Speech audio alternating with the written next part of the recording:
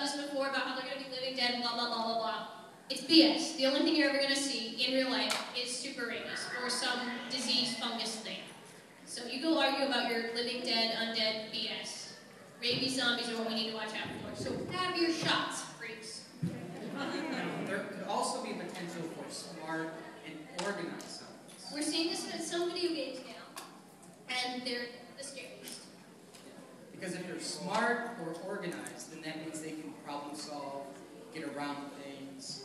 And you will underestimate them because they're zombies, and you will die. And it doesn't necessarily mean that they're super intelligent. They can just have a very rudimentary. If they're smart enough to walk around the building and search for another entrance, they're too smart for my taste. Exactly. If they know how to work in groups, we're screwed. Now, while she says the rabies are the ones we have to worry about, I don't think so. There's something far more dangerous than the rabies. And those are the fans of Hetalia. That's right. Fans of Hetalia are coming for you. Shoot them in the head. Shoot them immediately. Do not question. Are they waving a flag for a country they have nothing to do with? Pew, pew, pew. Are they wearing underwear of a flag country thing they have nothing to do with? Are they running around with a flag wrapped around their ass? Shoot them now! Are they calling each other countries? China! China! Want something? Something yummy yummy! Alright. And my absolute least favorite and most likely to happen. Animal zombies! Hi, Mr. Security Man! I got a guy who needs to be beaten with a hose. You have to go get it? Okay.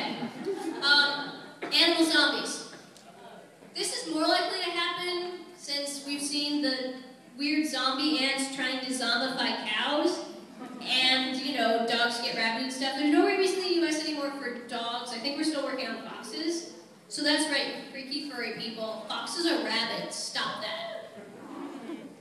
And those are the scariest ones. Because what's the game with which one had the rabid dogs that attacked me and scared the living daylights out of me? Yeah, that stuff was scary. Okay.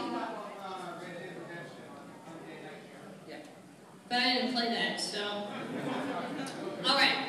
So, how do zombies work? Because understanding your enemy is the best way to fight it. Now, zombies should be limited to human characteristics, which means they're not suddenly going to develop laser beams, flame breath, but they don't have a pain threshold, and they're maybe able to spread diseases. You are capable of more than you think of when you take out pain and willingness to do stuff. Because right now, what you want to do is sit in your mom's basement and watch TV. But without that, you might actually be capable of, you know, walking fast, maybe even jogging. So take that into account when dealing with zombies. Lifting something heavier than vomiting. Yeah, lifting something heavier than your can of ramen or the box set of Lucky Star, okay? So, but there's no smoker zombies, they're not shooting lasers, they're not doing any of that. So don't fear lasers out of your zombies. They can't read your brain. Right, but, you know, potentially could carry diseases, so it could be maybe spread through blood or touch. Snot, touch, anything, zombie bits. It could even be airborne, so you have to be careful about that. And then the next big question that you need to identify what the zombies do, because they're not going to tell you, is do they require flesh and blood to survive? Are the zombies feeding to continue to live? Or are they just crazed, undead things that won't die? If they're feeding to continue to live, or are rabid, you have a good chance of being able to hole up for a while and pray that they all just die out. Alright. Zombie sense.